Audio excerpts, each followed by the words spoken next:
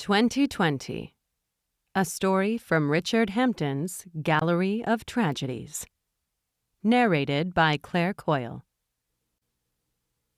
In all my years working for Dr. Ronnie Mason, 15 and counting, I had yet to see anyone like Peter Clark. For starters, Peter was short, 5'3" at best, and could certainly be shorter than that. Poor guy had to weigh less than my sweet little granddaughter Trinity, which would peg him under 85 pounds, a weight my daughter Shelley insisted was normal for a 5th grade girl. I'd always retort, maybe an anorexic 5th grader, which would always produce a glare from Shelley. She told anyone who'd listen how I had stuffed her silly when she was a little kid, as if I were the witch from Hansel and Gretel. She complained about having to work extra hard in high school and college to lose her baby fat in order to have even a remote chance at finding a special someone. She was now paranoid I'd do the same to her Trinity. She was probably right. I would love to get Trinity out of that pink ballet leotard and into a loose set of overalls and jeans with no belt required, but I knew that conversation was dead on arrival. Anyways, Peter made my granddaughter look overweight. For a man who was pushing late 20s, I couldn't fathom how he could be so thin. At least 2/3 of all women could probably take him in a fight. I bet he knew that, too. How could a self-respecting man in 2021 walk out and about every day looking like a little skeleton? Didn't he want to find a woman? Where were his parents? But it was his eyes that disturbed me the most. They were glassy, fake. Barely there. Eyes that looked disengaged the second he started a conversation. It was as if his eyes were the backdrop of a high school production of Wizard of Oz. Sure, the cardboard cutout of the yellow brick road created the illusion of a world beyond the bricks, but there was really nothing beyond that trick. That was Peter's eyes. Vacant, distracted, and only an illusion of something that was not there. Fortunately for Peter, eyes were our specialty. I had worked behind the same desk, in the same building, doing the same task I loved for 15 years for Dr. Ronnie Mason. I'm sure people thought my job was simple, or that it wasn't a real job. I saw the looks on some of the girls' faces from Bible study when I talked about it. Pity. Oh, poor Jerry, sitting behind that desk all day. Oh, Jerry, how do you put up with all the monotony? Why do you even put up with that place anymore? Doesn't your husband work? They felt sorry for me. Working behind a desk, checking patients in, ordering prescriptions, handling billing and invoicing, taking the same 15-minute lunch at the same Subway every day, prepping the Snellen chart, cleaning the tonometer, and working through the inevitable hiccups with clients didn't seem enjoyable to them. Hell, I could see where they were coming from. It was monotonous. It was boring at times. But this job made my life. This job gave me the flexibility to take the boys to soccer practice after school. I never missed a game.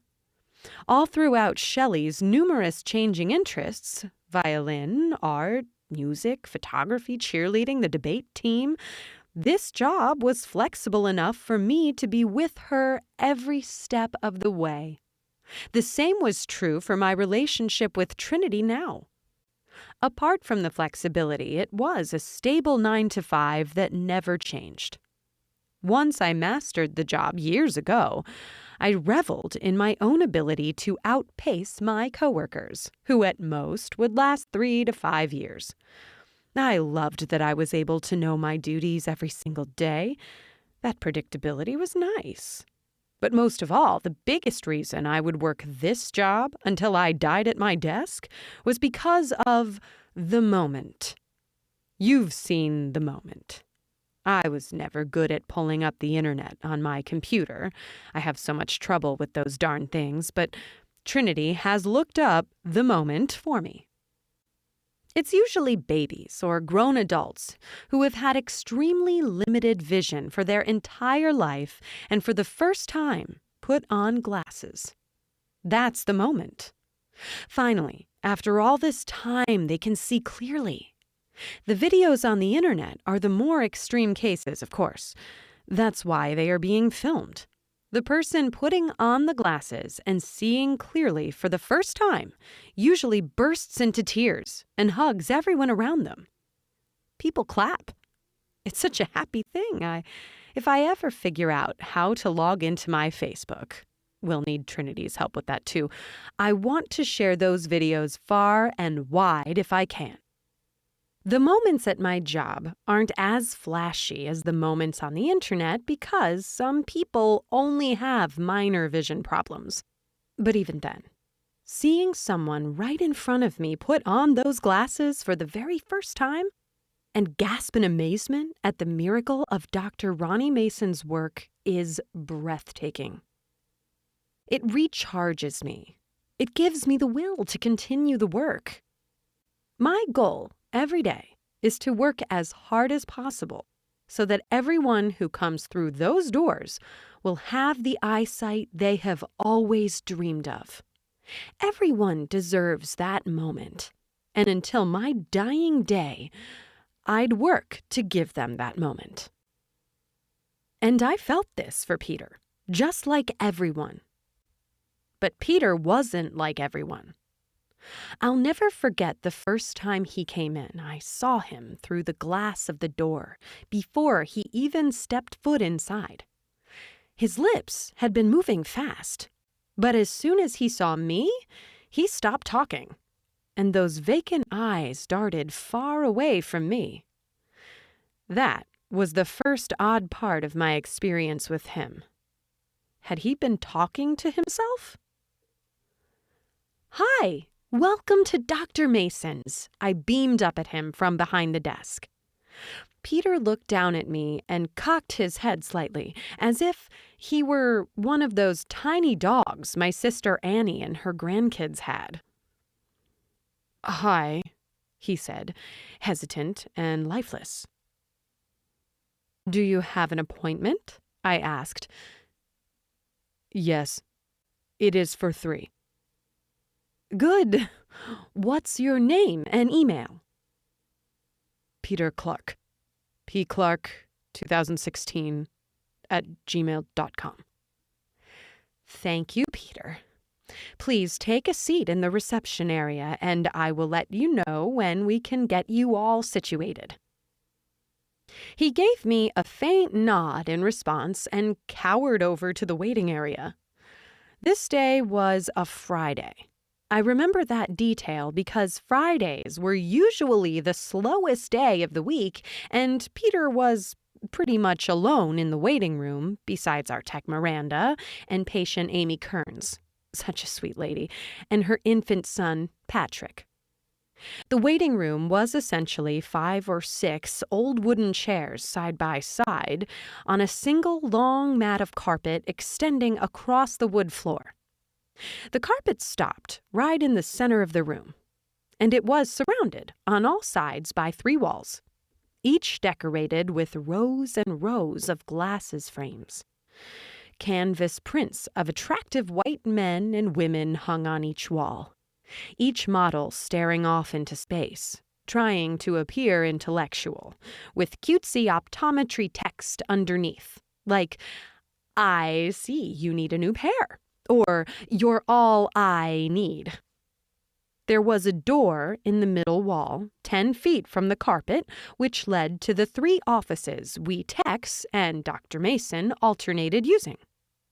If you turned around from those offices and made your way back through the empty middle of the waiting area, past the glasses shelves on the right and left, and past the wooden chairs and 3-month-old Time and traditional home magazines that adorned the room, you'd find my desk. It was at this desk I realized something was off about Peter. After about a 15-minute or so wait, I called his name. Peter stood up and dazedly walked over to me. For a second, the thought that he was on drugs or he was hungover crossed my mind. You never knew nowadays what the kids were up to. Back in the day, young people were more respectable. They'd never think to walk into a public establishment under the influence. But nowadays, you could never be certain. I brushed the thought aside as I led Peter into the exam room to the right. Okay, Peter, I am going to run 2 little tests ahead of your appointment with Dr. Mason. There are 2 machines I'm going to have you hop on, okay? The first one is called a tonometer. I motioned for the young man to take a seat on the white stool in front of him and place his chin on the chin rest. His face was so gaunt and bony that his chin didn't seem to fully rest flush. He looked at me hesitantly, and I quickly maneuvered over to the other side of the tonometer and pressed the remote control so the machine would lower and set his chin at a more comfortable position. So what this machine is doing is basically measuring the pressure of the fluid in your eyes. Your optic nerve is very sensitive, and it's important to make sure the pressure is not too much. A little bit of pressure is normal, but anything over a certain amount puts you at risk for glaucoma. Glaucoma. I think my grandma has that, Peter whispered. Us elderly ladies tend to suffer from it most, I laughed. Thank goodness it hasn't come to me yet, but it's entirely possible. Don't get old. He didn't react to my joke. He didn't loosen up at all. Again, I thought it was strange, but I went right back to my tonometer spiel. I felt it best to describe to my patients the purpose of these machines and the constant rituals performed at the eye doctor. Too many assistants don't go into the nitty-gritty of why we do what we do. It's a disservice to our patients. What I'm going to have you do is look into the tonometer at the little green light. Do you see it? Yes. Good. We are going to start with the right eye, and then we will do the left after. This tonometer is going to blow a light puff of air into your eye. We used to have to actually touch the eye with a tonometer, and that required numbing and whatnot, but now that the technology is getting so advanced, we've taken the discomfort level down to a minor puff. Your eyes are going to water a little bit, but it's only for a brief second. Are you ready? Yes. Okay. Look into the green. The tonometer whirred for 10 seconds or so, and when it located the exact spot of Peter's eye it needed to hit, the machine sent out a burst of air with a light puff. Peter jolted slightly, all the patients do, but he relaxed in an instant. I clicked the remote and the tonometer whirred until it maneuvered over to his other eye. Another 15 seconds of looking into the green light, another bit of whirring and clicking, another puff, and another recoil from Peter, and then he was done. Excellent. Dr. Mason will take another look at these when he meets with you, but we should be golden. Next to the tonometer is another machine we like to test each visit called the autorefractor. The autorefractor is similar to the tonometer in that you also need to place your chin on the rest and look into the machine for a couple of seconds. This machine is used to measure the refractive error of your eyes. That's just a fancy way of saying how the light is reflected through your eyes. I'm going to put an image up in the autorefractor and have you look at it with each eye. All you need to do is focus on the image, and the machine will move the picture in and out of focus in order to get a proper reading. Sound good? Yes. Peter lowered his chin onto the rest and looked into the autorefractor. Wow! I jumped. This was the first moment since I'd met him that his voice had any inflection whatsoever. Every word till then was a whisper. This was actually loud. Wow, he repeated, pressing his eye deeper into the viewer. What picture is that? What picture? It's a farm. I know it's a farm, he scoffed, not looking up from the machine. What picture exactly, though? It's a beautiful picture. I want the name. That struck me as very strange. No patient in all my years with Dr. Mason had ever requested the name of the silly farm picture inside the autorefractor. It was just a farm. I had no idea what exactly it was called. The image was of a farm, a bright red farmhouse off in the distance. And leading your eyes to that farm, in the exact center of the image were 2 white picket fences on either side of a gray dirt road. Vibrant green grassy hills surrounded the white picket fence and the red barn like a sea. It was a simple and common image in optometry offices all across the country. I don't think it has a name. There are these pictures everywhere. Some are hot air balloons, some are pinwheels, and some places have this farm picture. Do you live on a farm, Peter? He ignored me, switching to his left eye now to look at the farm. Wow, I really like this picture, miss. It's a good picture, I smiled. But you got to focus on the middle, right on the barn, so I can get a good reading real quick. But there is so much to look at. Look at all that green.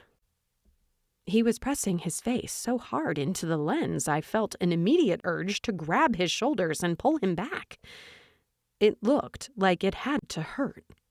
For a second, I even reached out to tap him on the shoulder, but I hesitated. Peter, can you focus on the middle part for just a second? Yes, wow. Do you know how I can find this picture? Do you have a home computer with access to the internet?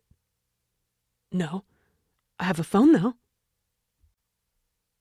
Good. I think you can find it on a phone.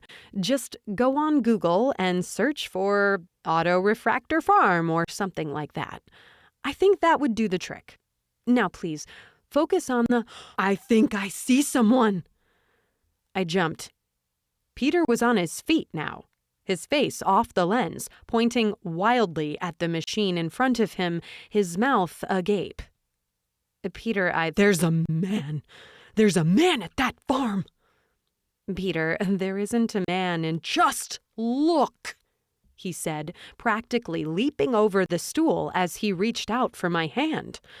Just look. Trust me, look. That's amazing. He wasn't there before. He wasn't. Reluctantly, I sighed and made my way to the other side of the table to the viewfinder. I figured I'd at least humor him. I'd say I didn't see anything and it must be a smudge or something, and then we'd move on from this bizarre side plot. Look, right at the center of the barn. I pressed my face to the lens. The same familiar picture was before me. Solid, grainy black space surrounded the outer edges of the image. The kind of black you'd see in the microscope your parents got when you were a child. Offsetting the black, in the center of the lens, was the most vibrant green you could imagine. Rolling grassy hills detailed down to the single blade and extending far beyond the house in the foreground. On either side of the dirt road of the farm were 2 long white picket fences, leading my eyes to the red and white barn in the center. For how long I had worked here, it had been a long time since I had been on this side of the image, and one thing Peter was right about was the beauty of it. It looked like an image as crisp as something out of a Pixar movie. I placed my hand on top of the autorefractor and maneuvered it until I found the power button. I pressed it. The machine whirred to life, and the crisp green image became even crisper as the machine measured the reflection in my eyes. The image became so clear, I could see the rivets in the wood of the barn door, the slight mounds of dirt right in front, and a small bottle of milk, presumably from a cow owned by the autorefractor farmer. But no man. "Nope, I don't see a man, Peter," I said, looking up from the lens and back at him. "Must have been a smudge is all. Now, please, return to the he was there. I saw him. I know I did. Here." He shoved me aside. Yet another sign of my hypothesis on the youth and their manners was correct, and pressed his face back to the autorefractor. I made my way again to the other side of the desk at a snail's pace, my brain completely frozen in indecision as I contemplated the odd situation developing before me. It was a silly farm. A silly, tiny, insignificant little farm that meant nothing. It was an image chosen by some optometry school decades ago that was never replaced or refined because it didn't need to be. It served its purpose just like its companion, the hot air balloon or the pinwheel. It calculated the reflection in your eyes. That was it. No hidden meaning, nothing. What was his deal? "There!" he shouted, his voice loud enough to carry into the waiting room. "He's right there! He's smiling at me, like a sinister smile, like he's bad. He's standing right in front, next to the barn door. He's really pale and bald and smiling. How can you not see him?" "I didn't see anyone, Peter. Now, please, this is taking an awful amount of time, and Dr. Mason is very busy. I need to finish this test so we can get you prepped for Dr. Mason. Please, just focus on the image for just a moment, and then we can move on." Peter crossed his arms and shook his head. He was insistent. He was untamable. I knew right then and there he wasn't budging unless I went for the big guns. I cut him off right before he was about to protest. "Okay, Peter, listen. I can tell you are really agitated about this image. If you can't get past it, I'm afraid you are going to have to come back another day. That means all this waiting for your appointment, setting it up, driving here, and all of our time has been wasted. Is that what you want? Do you really want to miss out on this appointment because of the picture in the autorefractor?" I was in full disappointed grandma mode now. My hands on my hips, my lips pursed, and my head cocked in a don't be stupid angle that worked so well with Trinity when I babysat. To my surprise, he agreed. "Yes, that's fine. I really don't think I can continue today anyway. I need to get to the bottom of this picture. Can you write down on a notepad or something the name of this so I can look it up when I get home?" "You're joking." "No," he said, shaking his head. "I'm not joking. I see a man there. This is the most beautiful picture I've ever seen, and I see a man standing there smiling at me. I have to get to the bottom of it. I'll reschedule my appointment, I promise." "Peter, this is ridiculous," I said, my hands leaving my hips, and I raised them in the air as he turned to leave. "You can't be serious." "Could you write it down?" he asked, ignoring my incredulity. He was holding the notepad he had picked up from my desk outside the exam room. "Like I said, it doesn't have a name." "Then give me something." I shook my head repeatedly, just beyond frustrated, and wrote, Auto-refractor image, farm scene in Green Valley. Thanks, he said, snatching the paper out of my hand before I had even finished writing. And what's your name? Jerry. Jerry Manning. But I don't see how that is really that relevant. And your email, Jerry? Peter asked, now writing on the pad himself with a mechanical pencil he had pulled out of his pocket. gmanning@masonoptometry.com. Thank you. I'll reschedule my appointment, I promise. Thanks for all your help today. And with that, the most peculiar patient who had ever stepped foot into Dr. Ronnie Mason's Crystal City Optometry Clinic left the office as quickly as he had entered, leaving me confused and alone with the autorefractor. As weird as the day was with Peter, I did my best to brush it aside and move on, like the bizarre experience hadn't happened. Several more patients came and left throughout the day, and by 5 p.m., I was over the strange case of the man in the autorefractor. My afternoon routine is always the same. I pack up at 4:45 after doing my rounds, saying goodbye to the other techs and Dr. Mason, if he wasn't in a room finishing up with the final patient of the day. Then I jump in my green 2009 Grand Caravan and drive to pick up Trinity from her after-school program. Shelley was a single mother, thanks to the human bag of trash that was her ex. I still relish how right I was about him, and she relied on me to help her with Trinity in the afternoons. I didn't mind one bit. This was what grandmas were for. And I delighted in spending time with my granddaughter. After arriving at the school at around 5:15, I drive Trinity back to my house, and she breaks out the coloring books or the Play-Doh. Shelley swings by between 6 and 6:15 p.m., and we say our goodbyes. Harold gets home from work around 7, and I have dinner ready on the stove. In my mind, the tragedy that modern feminism wrought upon the world is the belief that cooking for your husband, keeping a spotless kitchen, taking pride in turning ingredients, worthless on their own, into a fantastic meal was all something to look down on and be ashamed of. Women nowadays were told they needed to be career-driven. They needed to beat the men at their own game. They needed to reject all outdated models of living from the past and embrace the rat race of the future. It was all a bunch of hooey. I loved cooking for Harold. I loved being in my kitchen.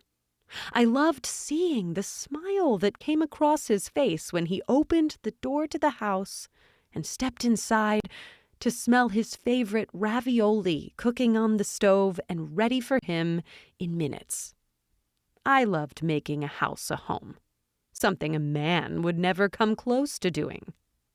Women nowadays were rejecting so much of the past, they were making themselves miserable in the present. This was the perfect example. Sometimes, fighting the patriarchy had to wait because oh my, were most men terrible cooks. Harold arrived at 7, right as I removed his favorite green bean casserole from the oven. I set it out in front of him and he ate ravenously, seemingly unaware I was even there. They worked him to death sometimes. Then, the rest of the evening was mostly unremarkable, just the way I liked it. Harold had a little dessert, my trademark red velvet cupcakes. We both showered one after the other. We brushed our teeth, read our respective books. Mine a biography of Julia Child, his a Tom Clancy novel, and then it was lights out the second the clock struck 10. I was only asleep for 5 minutes or so when the phone rang. Harold hated that we had a phone in the bedroom. It never rang. I made sure it never rang because only one person had the number, and she knew to only call if there was an emergency. Not an "I cut my finger slicing onions so you can watch Trinity" emergency or "I need a sitter for the date I have tomorrow" emergency. This phone was for an "I was just in a car accident and might die" or a nuclear bomb dropped on the city emergency. Shelley knew it. She knew never to call unless something terrible had happened. In the 5 years we had that phone in our room, it never rang. Not once.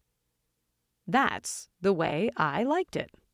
It meant Shelley was safe and all was right in the world. But at 10:05, it rang. "Shit, Jerry!" I remember Harold exclaiming, bolting upright and punching my shoulder in surprise. "The phone! The damn phone is ringing!" My stomach dropped. My body was ice in seconds, my skin crawling with sweat and my face numb. My mind went to the worst case scenario immediately. Trinity had been killed in a car accident, or Jacob had showed up at their house a drunken mess as usual and had beaten Shelley in front of Trinity. She'd never call unless it was something like that. "I got it," I said, wide awake as I reached for the receiver. "Probably just a mistake, honey." "Isn't this an emergency phone?" Harold asked, the irritation in his voice from just moments ago now replaced with the same quivering trepidation as mine. I held the phone to my ear. "Shelley?" "Hello." "Hello? Shelley, is that you?" "No." "No?" What the heck? Only Shelley had this phone number. What was this, a telemarketer? At 10 p.m.? "It's not Shelley?" Harold asked. I waved him off. "Who is this, then? Why are you calling?" "This is Peter. Do you remember me, Mrs. Manning?" My blood began to run hot again. Peter, the patient with the conversational ability of a corpse, and a temperament that would make an asylum patient blush, was calling my emergency phone at 10 p.m.? I didn't even give him my number. "Peter? Peter Clark from Dr. Mason's. Peter." "Peter? Peter Clark from Dr. Mason's? Peter, why are you calling me at 10 at night?" I'm sorry. Did I wake you?" I couldn't tell which was stranger, that Peter was actually apologizing about something, or that he didn't find it weird that an old woman like me, who started her days at 5 a.m., would be in bed by 10. "Peter, I'm sorry, but whatever you have to say will have to wait until morning. If you call Dr. Mason's and leave a message, I can get back to you in a timely manner. Now, please, delete this number. This is a personal number, and I don't know how you got it." "You gave it to me." I did not," I stammered again, waving off Harold, who was practically pulling my arm out of my socket, trying to get some information on what the heck this call was even about. "Yes, you did." "Please don't call this number again. The only number you should be calling is Dr. Mason's office number. I can give it to you tomorrow. Now, good night." Wait. "Mrs. Manning, please, wait." "Peter, it can't wait until morning. I promise this will be quick, please. I need to tell you this." "What's going on?" Harold mouthed to me. "Who's Peter?" I waved him off a third time and squeezed the phone even tighter than I already was as I said through gritted teeth, "Okay, Peter, what do you have to tell me?" Okay, he said, the desperation in his voice finally fading. "I want to tell you how thankful I am for you letting me see that beautiful picture. Oh my gosh. It's the most beautiful picture I've ever seen, and right as I got home, I knew I had to buy my own auto-refractor." He's talking about that darn farm picture again. "I talked my uncle into it, and we drove to that medical store over on Ambrose and bought one. He helped me set it up and everything this evening, but when I turned it on, I didn't see the farm. It was a picture of a hot air balloon, not a farm like the auto-refractor in Dr. Mason's office." "Well, yes, Peter. Some of the auto-refractors have different pictures in them. It's not always a farm like the one in Dr. Mason's office." "Well, I want to see that one you see." It got me thinking that, well, even if I do manage to find the auto-refractor I need that has the farm picture and not the hot air balloon picture, it still might not be right because it's not that picture. Does that make sense? I want to see that exact same picture that is in Dr. Mason's auto-refractor. I don't think any other picture will work." "Peter," I said, all the pleasant customer service voice I had perfected over my many decades now completely vanished. "This does not make any sense. I'm sorry, but it is just a picture. A meaningless, nothing picture that is used for a simple test, and that is that. Whether it be a pinwheel, a farm, or a hot air balloon, it makes no difference whatsoever. When we get the reading we need, that is that. Please do not call this number anymore. Good night." I raised the phone from my ear and moved to place it back on its stand and end the call, but I wasn't quick enough. I heard Peter's last words on the other side of the line. "But Jerry, the man in the picture told me to call you." "Morning, Jerry. Say, you look a little tired today." Dr. Ronnie Mason was in the process of hanging his red and brown Ralph Lauren delicately on the coat rack when he turned and gave me his look. I knew that look. The look was iconic on him.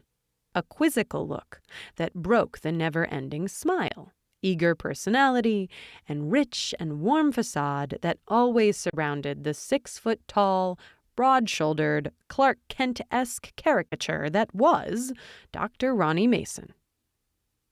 He only made that look when he was legitimately caught off guard. "I am. Bit of a weird night." "Weird night?" he asked, his trademark Midwest, nice, customer is always right mindset already getting right back on track. "What happened, Jerry? Is there anything I can do?" "What do you know about Peter Clark?" "Peter? He's a new patient, right? I know he had an appointment yesterday, but he ended up leaving before seeing me." "Yep. That's the Peter I'm talking about." "Well, he's a nice enough kid, kinda quiet. I think I bumped into him in the parking lot on my way into the office yesterday, and he said he went to school at Southeast Missouri, like me. Small world. But I didn't get to talk to him much after that since he skipped out on us. Why was that, by the way?" "He couldn't get over the picture in the auto-refractor. The farm picture." "Couldn't get over it? What do you mean?" "He was obsessed with it. He thought it was the coolest picture he'd ever seen and wanted to know all kinds of things about it, like who made it, what the picture was called, so on and so forth. And the weirdest part He said he saw a man in the picture. Dr. Mason's eyebrows rose so high, I thought his glasses were going to fall off the bridge of his nose. That is quite something. Weird, really weird. You didn't feel unsafe, did you, Jerry? Because if you felt unsafe or weirded out or uncomfortable, that is not a work environment I want you working in. No, Dr. Mason, I didn't feel unsafe. I just brushed it off as nothing. But it was weird, that was for sure. He was so focused on it, I had to turn him away from meeting with you. I gave him my email, foolishly thinking it would get him off my back, but then somehow got my number, and he called me at 10 last night. He did? Yep. Asking again about the picture. He went out and bought an auto-refractor for himself just so he could try and see the picture. But since it wasn't the exact picture we have, he called to tell me about how he needed to see ours and no others. The picture in his was the hot air balloon one. Dr. Mason looked stumped. He was scratching his chin, a gesture that bore an uncanny resemblance to the numerous white models advertising our glasses on the wall. Maybe he's just an aspiring optometrist curious about the tools of the trade, he shrugged. I'll admit, it is kind of a strange thing to fixate on, but the Lord of Inspiration works in mysterious ways. Next time he's in, let me know and I'll pick his brain a little. I'm always open to molding young minds. And just like that, my happy-go-lucky golden retriever of a boss smiled his way back to his office. It was easy being Dr. Mason.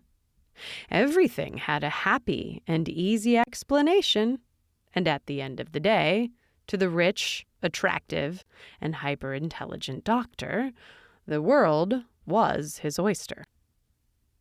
I wish I were optimistic. Peter was trouble. How much trouble, I did not know, but I made a mental note right then and there to be careful around the strange young man.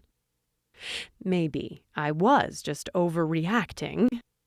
It certainly wouldn't be the first time, but the late-night phone call, the fixation on that stupid simple image, and his insistence on a figure in the photo that wasn't actually there made me uneasy.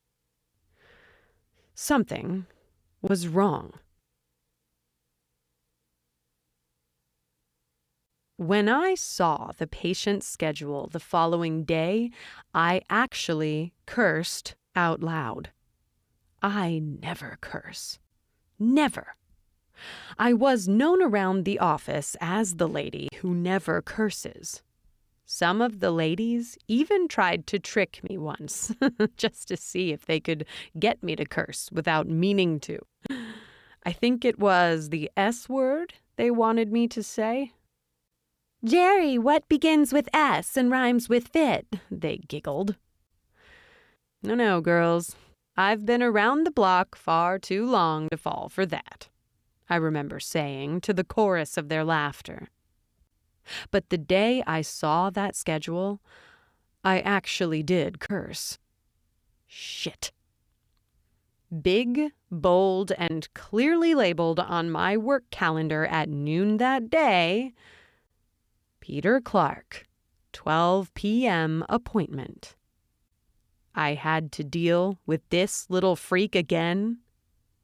I pushed my frustration aside and came up with a game plan. I needed to get him in to see Dr. Mason ASAP. Skip the tonometer, skip the auto-refractor, skip the chit-chat. In and out. Quick. Dr. Mason was more authoritative than I. He was someone you didn't want to disappoint, and maybe he'd have that effect on Peter as well. 12 o'clock arrived too soon. Hi, Mrs. Manning, Peter beamed. his demeanor now the polar opposite from his first appointment. "I'm ready when you are." "Hi, Peter," I said, trying to hide my anxiety. "I told Dr. Mason ahead of time you were coming in today, and he is over in room 4. He will take you right away." I placed my hands on the desk, pushed myself to my feet, and made my way around the desk toward Peter. So far, so good. He still wore that dumb smile. I could see it out of the corner of my eye as I made my way past him, and for a moment, I thought I might be in the clear. "Sorry I called you, Mrs. Manning." I turned to see Peter with his head down, crestfallen, like a child feigning shame to a scolding parent. "It's okay, Peter. Life goes on. If you have any questions about our machines or processes in the future, talk to Dr. Mason about them in your appointment with him. He's the expert on this stuff, and he'd be more than happy to fill you in." "I will," he said. "The gray man was so insistent I talked to you, and I didn't want to disappoint him." Jesus. "Excuse me?" I whispered. "He told me you were so special, that he needed you. He said you had a gift of caring that not many people do." I wanted to be sick. In all my years here, I had never dealt with a patient like this. He was so clearly mentally ill. I wasn't going to give him the satisfaction of even acknowledging the craziness he just told me. I led the young man toward the hall and to the left for room 4. I knocked. "Come in." "I'll leave you to it," I smiled, holding the door open for Peter as he walked inside. I closed it quickly, but not quick enough to catch Dr. Mason's eyes. His head was cocked, his eyebrows raised. I knew exactly what those eyes meant. "So this is the Looney Tune?" I practically sprinted to my desk and jumped into my seat, as if the desk was a force field between myself and any further interaction with Peter Clark. And then I waited. A couple more patients filed in, normal patients, of course, and I checked them in, filed their payments, and distributed their contacts to them, as I always used to. But today I was on autopilot, completely on edge and unfocused until Peter left. I felt like a bad person with how uneasy he made me. Maybe he had a form of autism or a disability or was just socially awkward from a repressed household of overbearing parents.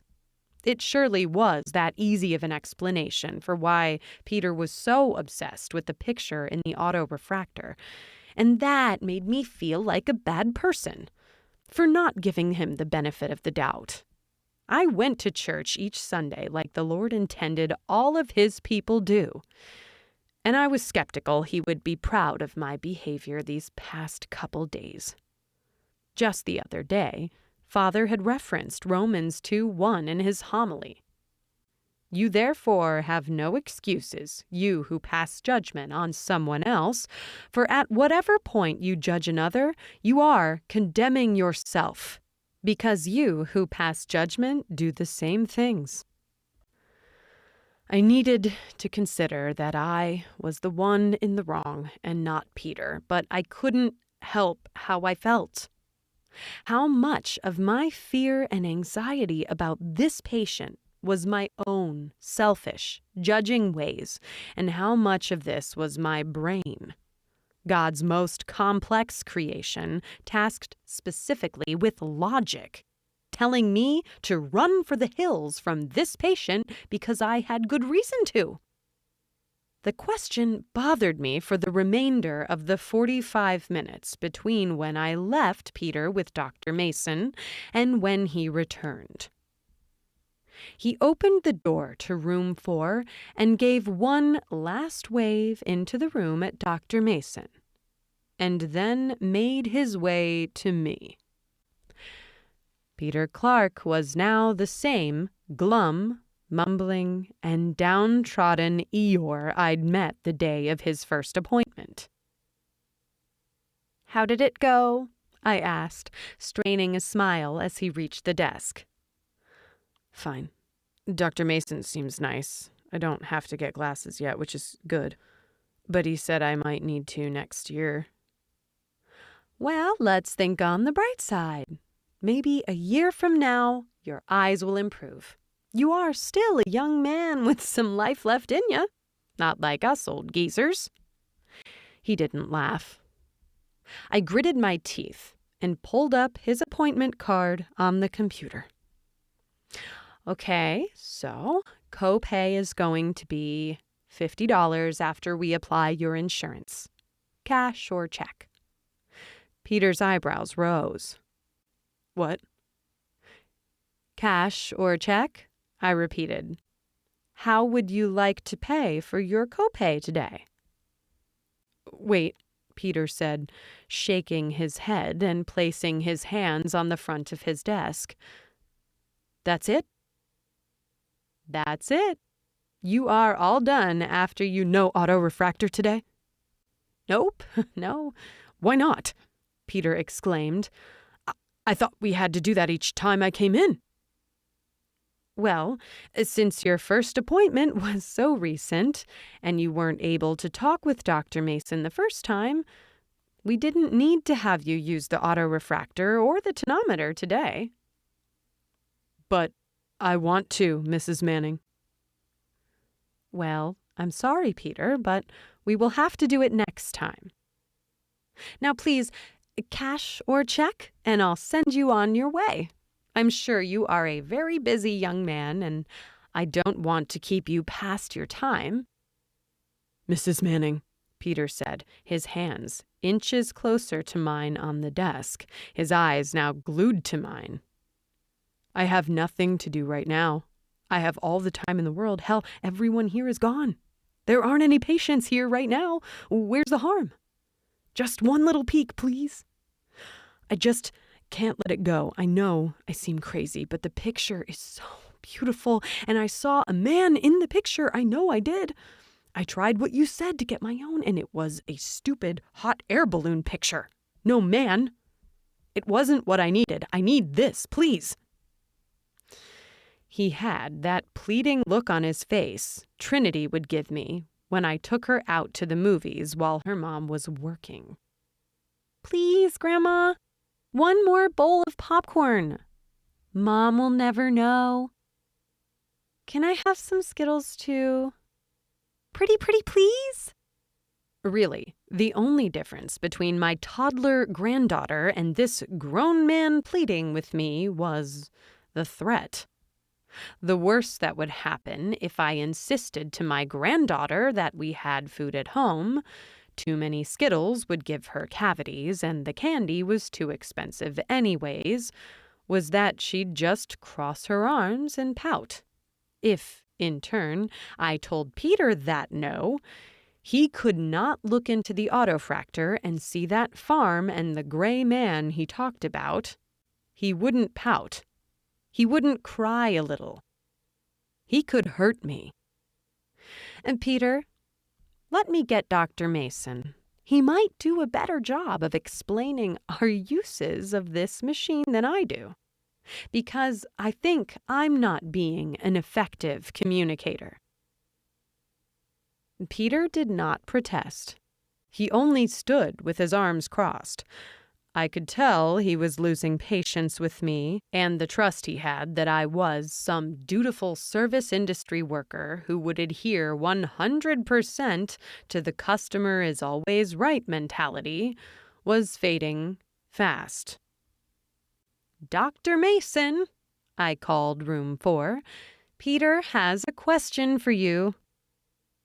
Dr. Mason strode out of the room and made his way through the hall into the lobby and toward the desk, that trademark smile on his face. Man, how I wished he was unmarried and single. Shelley would never have another worry in the world. whether it be in the bedroom or in the pocketbook. The man was a catch in every sense of the word. "Yes, Peter?" Dr. Mason asked. "How can I help you?" I could see the panic in Peter's eyes. He was intimidated by Dr. Mason. The doctor wasn't some lowly old granny working at the front desk. He was a towering intellectual with a bursting bank account and a smile that could bring world peace. Peter wouldn't be able to budge Dr. Mason. I was sure of it. "Doctor, Mrs. Manning showed me the autorefractor the other day before my appointment. I saw a man on that farm. He was bald and gray and smiled at me. Like he knew me. It's bothered me ever since, and I just have to see that picture again. It's so beautiful, so green, so vibrant. I need to. Mrs. Manning says that I can't see it today because I looked into it so recently, but I just gotta see it. I thought I'd get to at the end of today's appointment, but she says I can't. Can you tell her I can?" Can you tell her I can? So childish. That's what made me think I was being a bad Christian and judging him too harshly. He was a grown man talking to Dr. Mason like a little child begging for his toy back. It was totally bizarre. Maybe there was something wrong with him that was completely out of his control. "Peter, we have some pretty established rules here. We aren't just making them up willy-nilly. These are tried and true rules that have been tested and worked on for decades, long before you or I were even born. The fact of the matter, and what I believe Jerry is saying, is there is just no reason for you to take the autorefractor test or tonometer test again. The chances of your eyes changing from 2 days ago to today are microscopic. It's a waste of our time and a waste of your hard-earned money. These machines aren't cheap. But listen, buddy, in 6 months' time, when your next appointment rolls around, I will be your #1 advocate for another swing down autorefractor lane. Sound good?" Peter's eye was practically twitching. He looked from me to Dr. Mason and back to me, and then said in the faintest whisper of a concession, "Yes." "Awesome. Well, you take care, buddy, and I'll see you for that appointment." Dr. Mason shook Peter's limp and bony hand, winked at me, "See, I took care of it" type of wink, and then made a beeline for room 4. Peter stood at the desk for several seconds, looking down at the table and not saying a word. I sat triumphant. So triumphant, in fact, it was hard to hide the smile on my face. "That's right, you little weirdo. Try telling Dr. Mason you want to get your little hands all over his autorefractor one more time, and he'll throw you out. Not so easy trying to talk your way into things now, is it?" "No." "What? Excuse me?" "No," Peter said, looking back up at me. "That doesn't sound good. Dr. Mason doesn't know what I saw. He didn't see my reaction like you did, Mrs. Manning. I'm seeing that picture now." With that, Peter rapped his knuckles on the desk, pivoted his body, and stomped over to the exam room. I rose from my seat and bolted in front of him with my hand outstretched. "No!" I shouted, the first time I had ever raised my voice at a patient in 15 years. "No, Peter!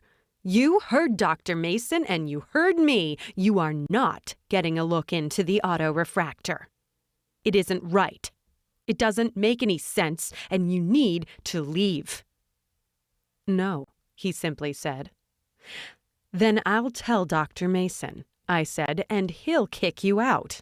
You won't be able to come back here. You'll have to find a new eye doctor." I'm looking at that picture. You really wouldn't try and stop me, Jerry, would you?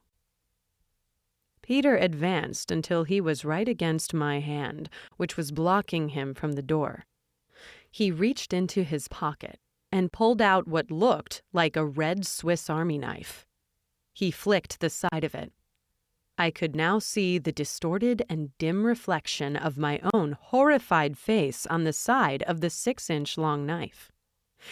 Peter Clark was threatening to stab me. "Peter," I whispered, slowly backing away from the man, my hand down now. "You can't. I can do whatever I want, Jerry. I want to see that picture. Step aside so I can see it." I did as I was told. Peter pushed me aside and disappeared behind the curtain of the room.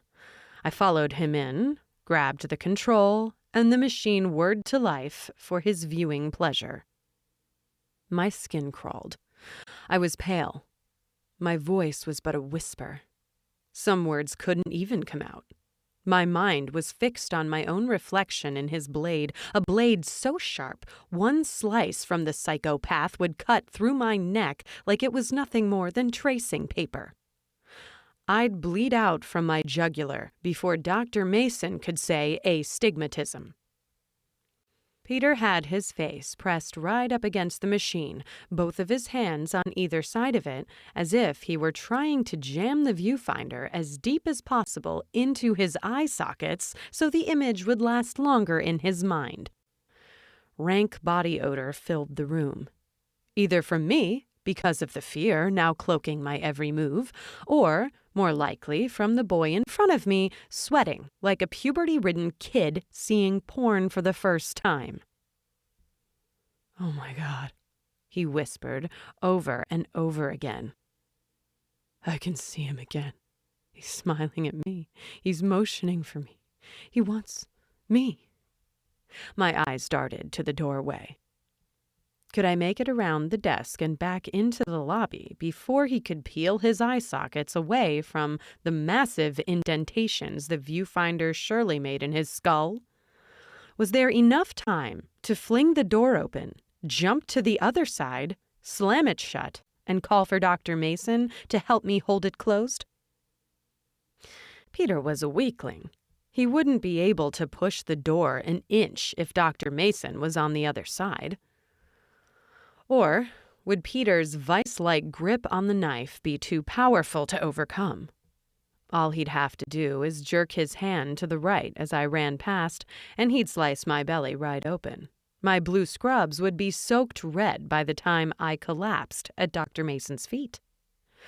So I just stood there. I waited like a good little girl, standing above the sickening little gremlin in front of me. At 15 minutes, I started to worry he'd be there for a whole hour. After an hour passed, I worried it would be the whole rest of the day. Surely Dr. Mason would come looking for me and see me in this state. Surely he'd walk right in, see the knife, and call the police.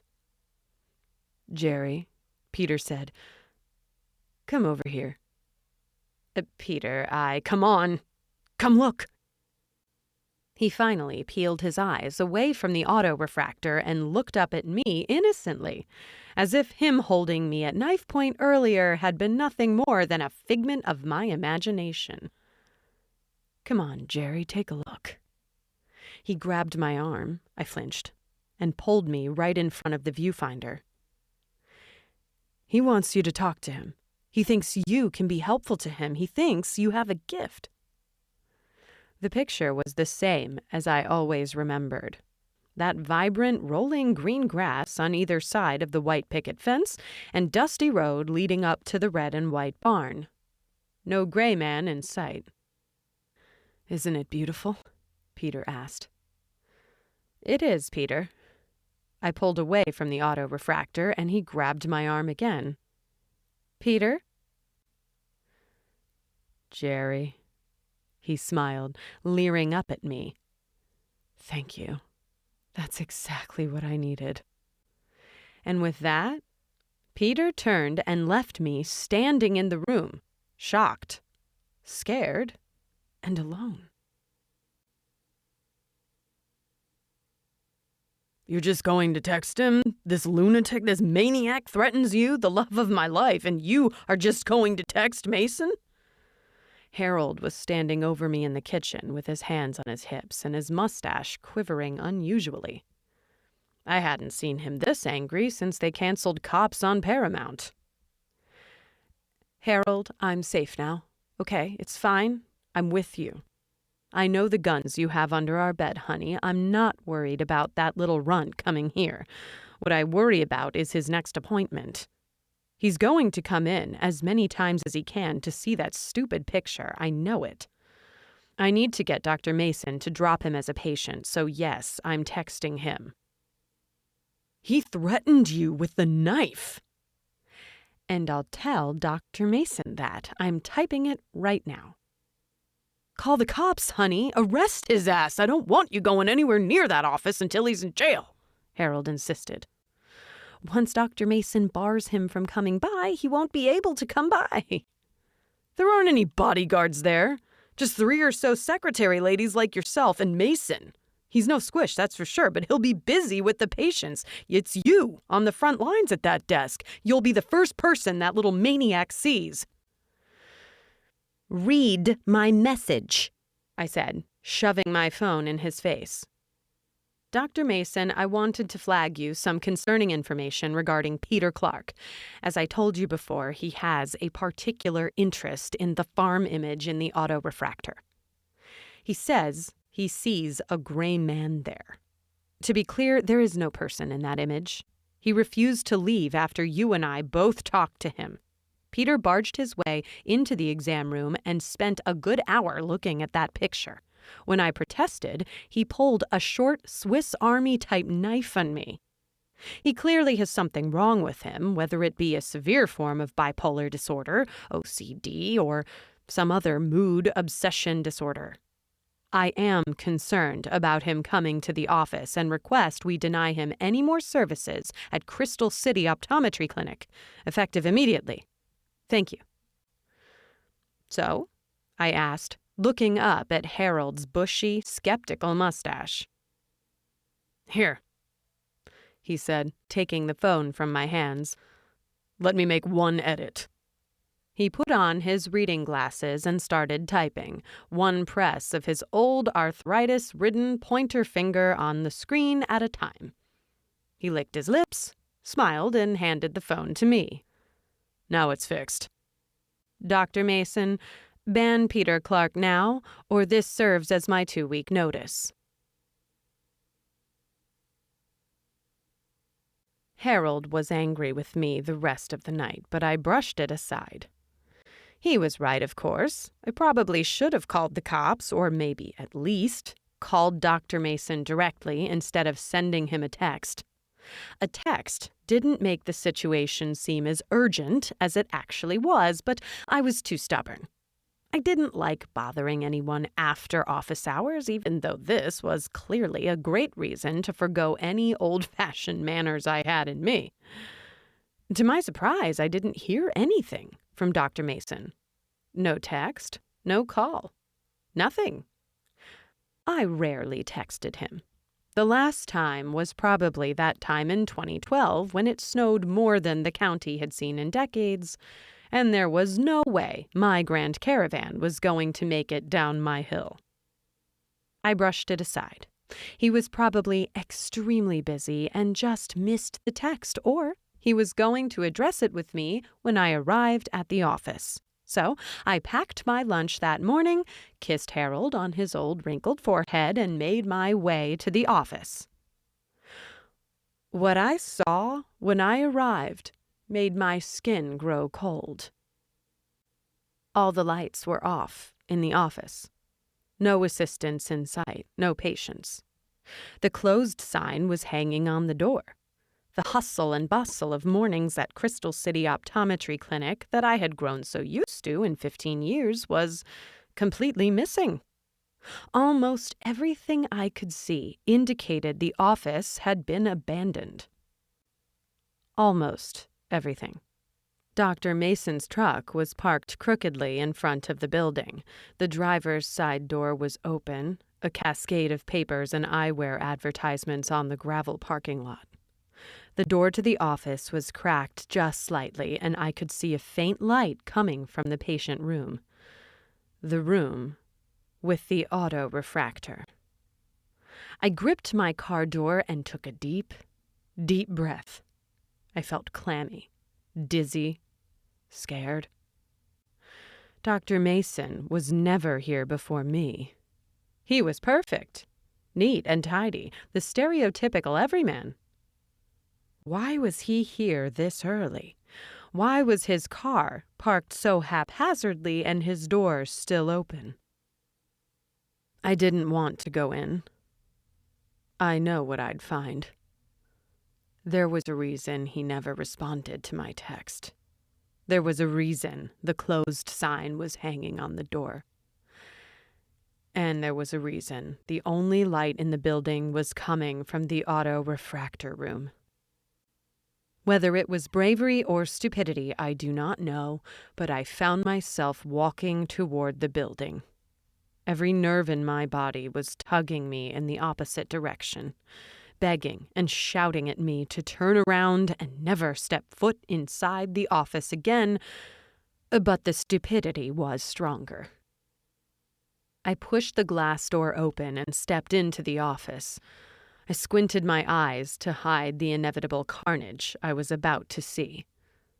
I knew as soon as I turned the corner and entered that room, I'd find Dr. Mason lying in a pool of his own blood, Peter's Swiss Army knife jammed into his throat, or I'd see the doctor bludgeoned to death with the mangled remains of the tonometer. Or maybe Dr. Mason was still alive, begging a maniacal Peter to spare him. I stopped at my desk, refusing to turn to the left. I took another deep breath, then another. I could smell my own body odor now, every sweat gland expelling every drop it could to escape the scene I was about to witness. My lip quivered. My face was numb. I could still turn around. There was still time. It didn't have to be me who found him, but I did. I turned to face the office. Dr. Mason was crouched on the floor. His back was to me, his bare back, glistening in sweat. He wasn't wearing a shirt. His button-up and glasses were tossed to the floor beside him. He was on his knees, his face pressed against the viewfinder of the auto refractor. "Doctor," I cried, "Dr. Mason!" He didn't respond. He only pushed himself closer to the auto refractor. "Dr. Mason," I repeated. "Sir, are you okay? What's going on?" He grunted and I jumped. His voice was guttural, the voice of a drunk leaving the bar at 3 a.m. "Jerry," he whispered. "Doctor, what is going on?" I said. "The office is closed. There's no one here, and the lights are off, and I gave everyone the day off," Dr. Mason said, still entirely focused on the auto refractor. "I just can't help it." "What?" He finally turned to me. I nearly shouted. Dr. Mason's eyes were bloodshot red, his face pale and gaunt, the only color the gray of the scraggly 5 o'clock shadow he was growing. He looked like an alcoholic undergoing involuntary withdrawal. "I can't help it," he whispered. "Can't help what, doctor?" I cried. "Listen, let me call someone. What's your wife's number? You look ill, really ill. I can call her or call an ambulance or..." "That picture," he whispered. "That beautiful picture." My blood ran cold. I took a step back. Dr. Mason ignored me and pressed his face back to the auto refractor. It wasn't just Peter anymore. I made my way to the exit. I was going to call the police. Something was going on here. Drugs, hallucinogens, occult something. Dr. Mason looked on the doorstep of death. He needed me. I turned the doorknob. It didn't budge. No, I shouted. I turned, pulled, and pushed on the knob, but the door didn't move. "Jerry," Dr. Mason cried from the room, "come see this. He wants to talk to you. He wants to so badly." I couldn't tell if he was laughing or crying anymore. All I could hear were moans and cries emanating from the room, as if he were a toddler begging me to play with him. "Come on," I screamed, banging my fists against the glass. I'd have to break it. I'd have to break out of my own office building. I made my way to the desk and picked up a stone paperweight. If I heaved it hard enough, the glass would shatter and I'd be free. I passed the room again, another round of animalistic howls coming from Dr. Mason, and I reached the door. I raised the stone high and let out a cry, preparing for the shatter of glass that would mark my escape. I took one last look at the door and dropped the stone. Peter was standing in the doorway, a smile on his face. I screamed. I backpedaled until I was behind my desk, the only shield between me and the demon entering the office. "Help!" I screamed. "Somebody help!" "Jerry, come see this picture," Dr. Mason screamed in response. "He wants to see you. Oh, how he wants to talk to you." "You should listen to him, Jerry," Peter said. "Go on, do it. For me." How? Why? "You stay away from me." "Come on now, Jerry," Peter cooed. "You've never believed me, but your boss does. I came back to the office yesterday and begged him to take a look, and it changed his life. He closed the shop and told no one to come in. He's been in that room all night. He can't get enough, and now it's your turn." "Why?" I cried. "Why can't you just let me go?" "Because he needs you, Jerry," Peter said. "He knows you have a gift. You live for this job. You live for the moment people see again for the first time. That's your moment. The moment in your life when all time stops and your eyes water and your heart grows a size. He knows that. And he told me that your moment pales in comparison to his moment. All he wants is for you to take a look, just a peek. And if you see, you will understand why this is the true moment you need to share with everyone." "I won't!" I screamed. I was up against the wall now, the paperweight back in my hand. My arms tensing and flexing as I prepared to fight Peter out of the office. "You must," he said. He was holding the knife again, the blade open and glistening. "Come now, Jerry. Don't be stupid." As if he were my puppeteer, I lowered the paperweight. I stepped from behind the desk, my body shaking, my every move a Herculean task. Peter led me into the room. He gently tapped Dr. Mason on the shoulder, and the doctor stepped aside like an obedient puppy. Peter smiled and patted the ground. He wanted me to kneel. "Come on, Jerry. Give me a chance," he smiled. I kneeled. I put my tear-stained face to the viewfinder of the auto-refractor. And what I saw was amazing. I nearly shouted. I nearly screamed. I blinked again and again, convinced I was seeing things. But no, there he was. The gray man, standing right outside the barn door. The gray man, standing right outside the barn door, his grin twisted in a never-ending smile. His eyes were making direct contact with mine, as if he were so pleased I could finally see him. The vibrant green of the rolling hills all around wrapped him up in a cozy quilt of tranquility. The dirt road, lined with the milk-white picket fence, led my eyes straight to him. I couldn't look away. His mouth opened and closed as he spoke, but no words came out. His teeth were stark white while his tongue was brown. He looked confident, his hands now on his hips, as he gave his wordless lecture to me. And I ate up every word. All this time, 15 years, and I had never had my moment.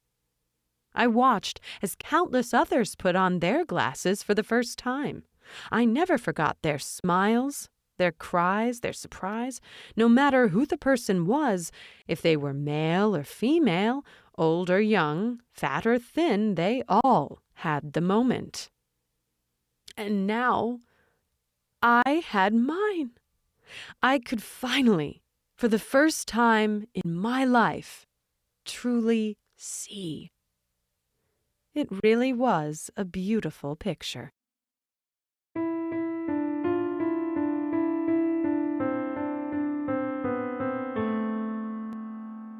Thank you so much for letting me share my story with you. If you want to hear more Hampton tales, please subscribe.